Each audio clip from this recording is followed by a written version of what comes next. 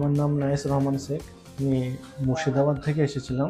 এখানে আমি প্রথম যখন ভিজিট করি, এখানে ডাক্তারের সঙ্গে কল করে ডাক্তার আমাকে ট্রান্সপ্লান্টের জন্য বললেন এবং আমি তাতে প্রস্তুত হয়েছিলাম। তারপরে ডাক্তারের সঙ্গে এবং এখানকার স্টাফেদের ব্যবহার ভীষণ ভালো।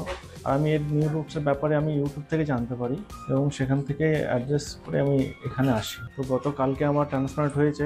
আমি প্রথমে ভীষণ টেনশন হচ্ছিলো, বাট অতটা টেনশন করার কিছু নেই। তো এখন আমি সুস্থ আছি, ভালো আছি।